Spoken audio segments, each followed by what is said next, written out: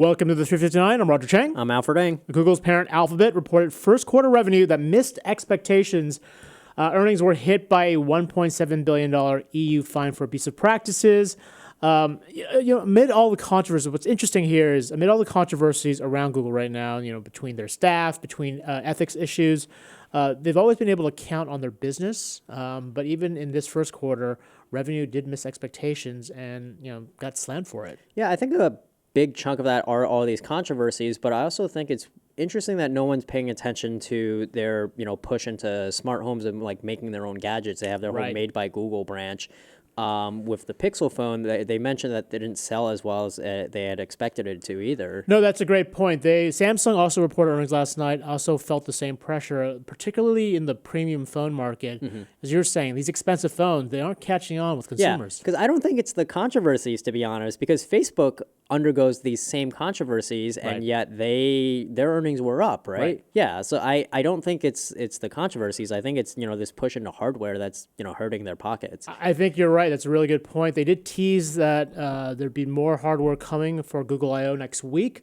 We're expecting at least a mid-tier Pixel 3a phone, so maybe an affordable Pixel phone that the consumers would actually want to buy. Yeah, I mean, that's kind of how they found their hit with the Google Home Mini. I mean, think about how their Google Home wasn't really doing that well stacked up against Amazon's device for a really long time, and then the Mini kind of struck out for them.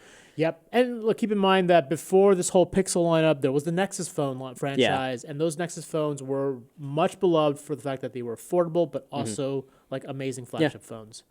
All right, next up, Huawei's in the headlines again. This time, Bloomberg reports that Vodafone had found backdoor vulnerabilities in some of its equipment as far back as 2011. This comes amid escalating tensions between the U.S. and Huawei, and the CFO is still incarcerated in Canada, awaiting extradition. What do you think? Yeah, so last week, the UK, there was another report that the UK would be allowing Huawei to build, non-core parts of its infrastructure, but the officials from the Department of Homeland Security at an event that I was at had mentioned that there would still be a risk, even though it's non-core. Perhaps the UK government feels like they have found a manageable amount of risk, because everything's going to come with some level of risk. But, these reports like this don't really bode well for national security concerns surrounding Huawei. A lot of security officials worry that, Huawei is too close with the Chinese government and would be able to use that on 5G networks as a backdoor to spy on other countries. And the reports were interesting that, Vodafone initially found some of those vulnerabilities. Huawei said, okay, we got this all fixed. And then they went back and actually looked and those vulnerabilities were still around. So definitely calls some suspicion to the company. Lastly, can we talk about the Sonic the Hedgehog trailer? This looks awful.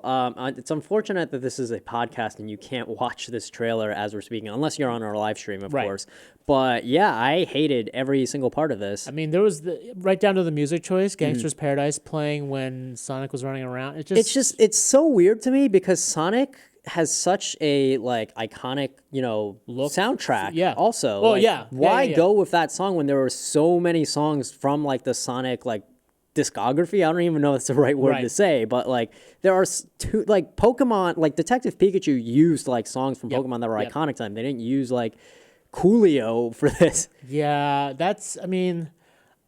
a lot of this is just kind of terrible looking, and Brian was saying this could be the next Super Mario Brothers disaster. Yeah, I mean, honestly, the coolest thing about this whole trailer was Dr. Robotnik, played by Jim Carrey. Right. I felt like they should have went the route of Sony when they did Venom, or I forgot what studio it is. I don't know if you're using Venom as a prototype as a good movie. No, but my point is that they should focus on the villain story instead as a standalone movie.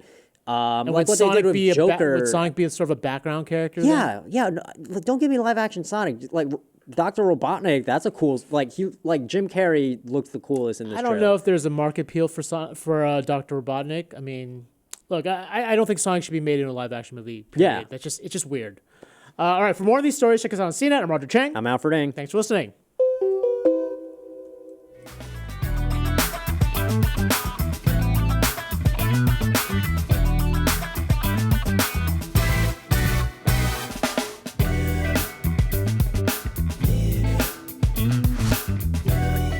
right, thanks everybody for joining us for the recording of the audio podcast. You can subscribe to that using the links down below on a plethora of platforms where you can hear us talk about the thing you can't see, which is the Sonic the Hedgehog trailer. And that is abhorrent, and I am embarrassed for us as a species.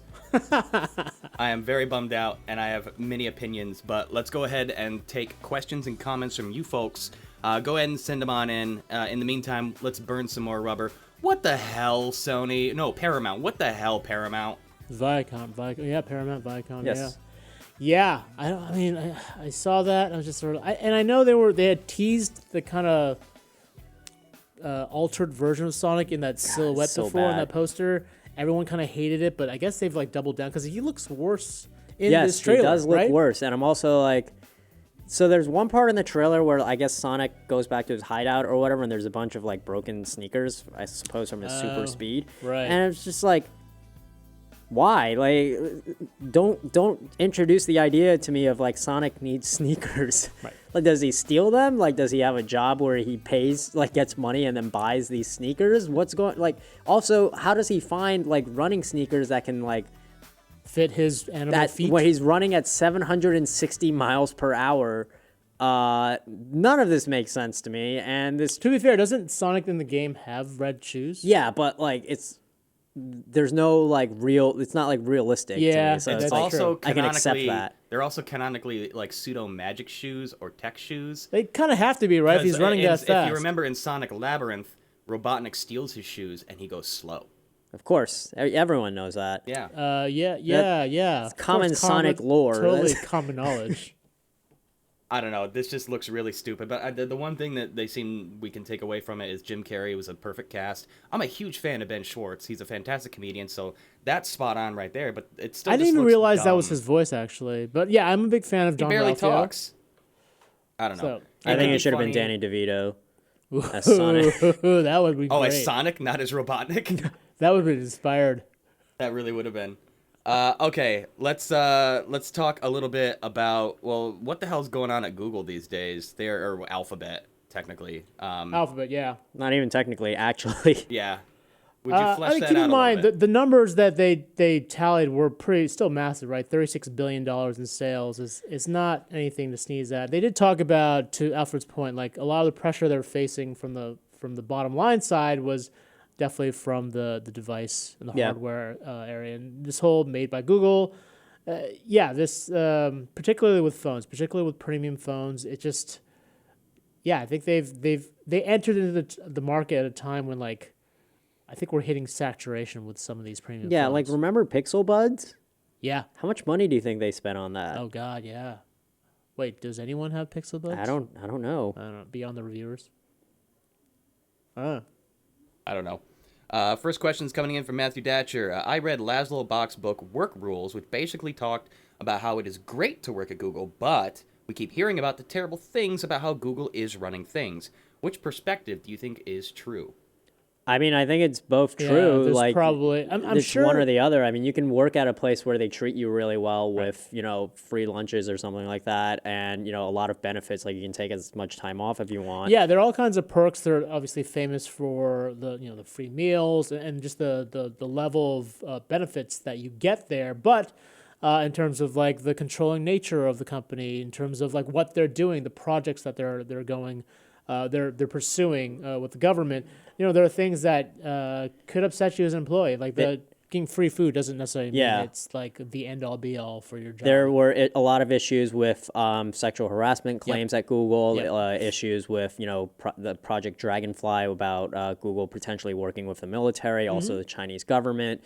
A lot of concerns around there, like what's it called? The fact that they couldn't all like collectively sue Google, like if they had any issues with working there. Sometimes a free meal and like a massage at your office doesn't really like pad out those things. It's not going to cover it, yeah. Next question is coming in from Yanhao Chen. Could the revenue miss due to the fact that Google is really big and actual advertising spending growth is in fact a lot slower? And then they go on to say, also any ideas as to why Google paid clicks actually declined 9% quarter over quarter from Q4 in 2018? I don't have any insight into why it declined specifically. I think to your point, the advertising spending market right now is definitely peaked. I think most publishers are facing this pressure already. I think Google and Facebook are probably the ones that have remained the most insulated. Facebook, again, just reported results, and they were fairly strong. Google missed revenue. It wasn't a huge miss, so this isn't like a red flag necessarily, but it definitely shows that even a company as big as Google isn't immune to some of the overall pressures facing the industry. That, and I think that he brings up a good point with growth. When you have such a dominant control over it, it's kind of hard finding new areas to grow in. Yeah, like with definitely. Facebook, their numbers are not as big as they were in the past because they almost have they pretty much have billions of users as is. Absolutely. But with Google, I don't know if that's the same scenario, just because as much there's always going to be more places to advertise and more crap to sell. You could argue that's the same thing with Facebook, though, right? The advertising market, has a higher ceiling, I guess. But again, the spending on advertising, I think, is definitely sort of slowed down a bit, and you're starting to see it in some of these results. All right, sashaying our way over into Huawei. Is that just pure poison at that point? The B-roll I pulled was just running through the laundry list of articles that we have about all of the let's call them misgivings or missteps or controversies or whatever you want to call it. And it is dozens upon dozens. We're just flying through in the last 2 years. I will say this most recent development, Vodafone, their official spokesperson pointed out that this is not a backdoor in the same way that most people understand a backdoor. They were saying that this was more of, let me find the quote directly, that they found no evidence of any unauthorized access. This was nothing more than a failure to remove a diagnostic function after development. Right. And they had fixed these already years ago. And they were pointing out that the anonymous sources that provided this information of Bloomberg likely misunderstood what this backdoor protocol was that wasn't accessible through the internet. Right, it wasn't designed to be a backdoor. These for were, the Chinese government or anything even like though that. they theoretically could have been exploited as such. Yeah. Yeah. But there's a lot of steps that an attacker would have to take to exploit a backdoor like that, especially including time travel because it was fixed years ago. So look, it's a really difficult question to answer. We just ultimately don't know. All we know are the comments made by the U.S. government, particularly all the security officials who pretty much swear up and down that Huawei represents a security risk and that you shouldn't own any Huawei equipment, phones, telecom equipment. And then we've got Huawei's denial of it, and the fact that they argue that doing this, they couldn't possibly do this because it would completely jeopardize their standing in the global community if they ever got caught doing it. So, like I said, it's a difficult question to answer. We don't really have all the answers for that, so it's hard to say black and white whether or not Huawei's poison or not. I will say in terms of the devices, the phones are outside of the U.S. They're well beloved. I mean, they routinely get good reviews. Our own reviewers say, the Huawei flagship phones are often the best Android phones you can't buy in the U.S. So it's just a really complicated question. But I think that the U.S. government, as well as the UK government, usually talk about Huawei as a security concern in terms of government infrastructure, 5G infrastructure, Yes. Not the phones themselves. No. They have also said, the head of the NSA, the CIA, but FBI he's saying that for lawmakers and government workers. But this still, it's not exactly an endorsement when they say you shouldn't be buying a Huawei phone. Yeah. Right? So that's. Yes, most of the discussion has been around telecom equipment, but the U.S. government, officials from the U.S. government have basically said, you probably shouldn't buy a Huawei phone. Yeah. We're not buying them for us, so that's not exactly an endorsement, right? No, it's not. But calling it a diagnostic oversight is like when the Google Home forgot it had a microphone in it, or what was that? That was a Google Nest security hub. Yeah. Yep. The Google Home definitely has a microphone in it. I misspoke because, again, I'm not the tech reporter here and I'm an idiot. So here's a really great follow-up to this from our Wallop. It's weird that they call it a backdoor when it's truly a security vulnerability. I mean, they're one and the same thing. Yeah. A backdoor is different from a vulnerability only in the sense that a backdoor is put there on Intentionally purpose. put in, yeah. Yeah, a vulnerability would be a mistake that they made on their end. So that's kind of the nuance between the two. I guess Huawei could argue a backdoor could be a vulnerability, but if they put it there on purpose, they're calling it that for a reason. Right. Unless I guess Huawei can make the argument that this was a door that they should have closed up and they didn't. Or a door that shouldn't have been there in the first place. Right. Right. We talked about Google, and that has opened the floodgates for Android. Ice Cool is asking, why are we not getting 9.1 Pi as of yet? Well, it really depends on your device maker, right? Is Android Pie is the one that's been announced? That's or? been, yeah, That's been out, right? Yeah, the next one is Android Q, Right, which I'm not sure what that so, stands for. Quiche. It's not quiche, right? No. They haven't announced it yet. They'll probably announce it next week. It's Well, quiche. that's the next follow-up from Timothy. He's asking, what is the Q going to stand for? So we can start theorizing now. I like Candy with a quiche. Q. What is a confection that starts with a Q? As for Pi, by the way, a lot of it depends on your device maker and your carrier. That's oftentimes why Android is so fragmented. Why a majority of Android phones aren't running on the latest versions, because unless you've got a Pixel phone or one of those unlocked phones that just promises like steady updates of Android, oftentimes you're not using the latest version of Android. A lot of those mid-tier phones don't get regular updates of Android, so that's probably why some of your phones don't have the latest version. Got it. Next question is, what do you think the next true innovation is going to be? I'm going to go ahead and pit this against, let's put it in the world of Google and Alphabet and the services that they have developed. Where are we going to see innovation happen again there? I'm sorry, in phones or just in general? Let's just say in general, as a company, let's get philosophical. What is the next true Google Alphabet innovation going to be? Ooh, I don't know. It's probably going to be something with AR. Yeah, or AI. Yeah. One of the A's.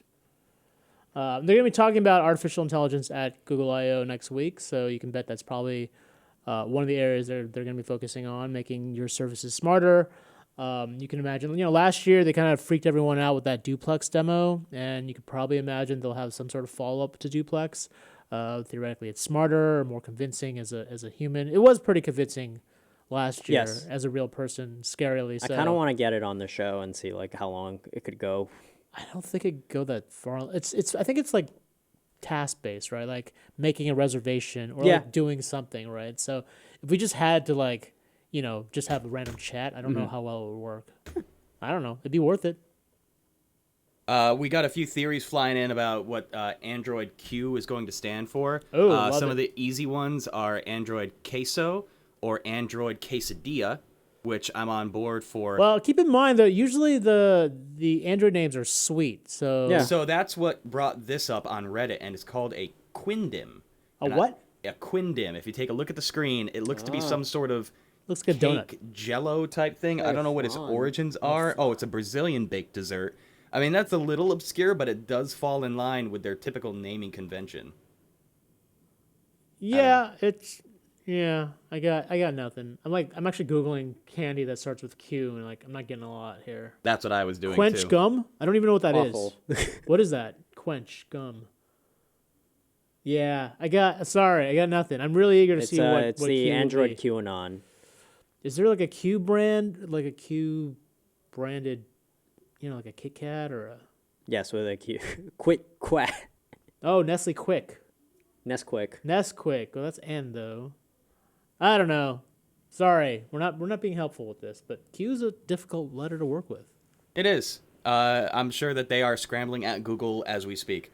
All right, talking a little bit more about innovations in Android. I don't know why we're on the Google I/O. That's next week, right? Google I/O is next week. So yeah, that's why we're chattering. Storm King says, why not introduce features in Android that consumers actually want that make people want to buy Google phones, like a proper dark mode? What is on your wish list for Google I/O? I don't think people are going to buy a device just for dark I mode. don't care about dark mode. I'm sorry. I like dark mode. Yeah, I put it's it on great, anything but that I have, but that's not going to make me want to buy yeah, something. that's not like, oh, it's got dark mode. Take my money now. I mean, unless you're talking about like dark mode in the sense of taking photos, like it's better at taking photos in the dark. Low light photos. Yeah, like Maybe. that makes a lot of sense because that's like the biggest selling point that I've seen for the Pixel 3 frankly, camera. the Pixel already does really well. Yeah, I mean, but relatively speaking. I think if they introduce that to like other Android phones, like if they gave that other yeah. phones that capability, that would be really like a big boost for Android. I think that's you're spelling out the core problem with Google's strategy is like sometimes when they keep Yeah. the best stuff for themselves, it definitely kind of puts like companies like Samsung in a weird position, right? Because I would argue their low light photos aren't as good as the Pixel phones, and so it's a weird situation. Timothy wants to know if Alfred's going to jump on board with the Pixel 3a. Had I not gotten a new phone recently, I probably would have gotten the 3A. But it's too late now. I'm sorry. Although we don't actually know what the 3A entails, Yes. like if the camera is the same or if it's just smaller. We don't really know what makes it. Yeah, I also don't know how phone. much it costs. Right. Like, we still don't know the price. It's supposed to be a cheaper probably one, less though. expensive than Yeah. whatever you paid for your, for the Galaxy S10, right? Yes, that CNET paid for. Yeah, I'm just saying from a principal perspective, it probably is cheaper. Costs than less that one. than free. Free. Whatever, Alfred. CKT wants to know if we have any predictions on what the new updated Pixel Buds are going to be like. Oh, That was a good question. that I is don't a even great know if they're going to update it, to be honest. yeah. It's- I mean, I would love to see noise cancellation.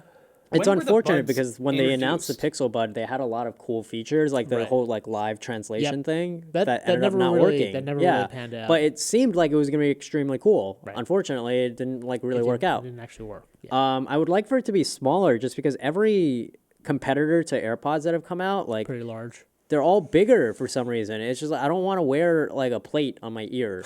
You know, it makes no sense to me. Like the AirPods, like are doing. I think part of the issue is like if you want better audio, if you want better battery life, things like that, size becomes an issue. Yeah. I mean, there is the charging case, but you're right. Like I saw the Power Beats ones, and they're gigantic. Yeah. And so yeah.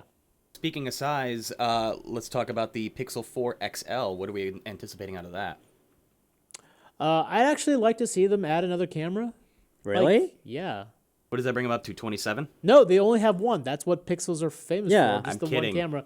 It's not always perfect, and like having a second camera gives them some flexibility. Like, look, we're at the point where companies are adding 3 or 4 or 5 cameras in the back. Love to see a second camera on the Pixel. Think about all the work they could do if you combine all the software, computational wizardry they've already put in the Pixel, and add a second camera. I imagine the results would be a lot better, especially with low light photos. I am floored that we actually got some decent discussion out of this episode and didn't just trash talk Sonic the entire time. I know. No one's was asking my about game Sonic. plan. I know. That's what I came prepared for. I stayed up all night doing homework. Even though the trailer only came out this morning. So, but let's talk about F8 real quick. That is kicking off in a couple of hours. Yes. Is this going to be one big apology tour, or do we think we're actually going to see some interesting announcements? So we're going to be seeing, I mean, definitely Zuck's already kind of telegraphed some of this by talking about this shift to messaging apps, and encryptions, and away from sort of general social network. I don't think there's going to be a real, like an apology per se. I don't even know if they're going to really address the It's not in this controversy. program. I expect them to really talk about privacy and how they're on your side on this, and how they're probably going to be releasing new tools. They've talked about this clear history tool for a long time now. It's unclear when that's ever going to be released, but if there's any time to do it, like now would be a pretty good one. Right. And they're going to be talking about ways that you can change your privacy settings, even though that's not really how like things work. It's like changing your privacy settings on Facebook to me has always felt like rearranging seats on the Titanic. Yeah. Where like none of it matters if you're still on it. Yeah. That might be the darkest analogy you've ever come up with on this show. It's also pretty accurate, though. I mean, Yes, but holy crap. yeah.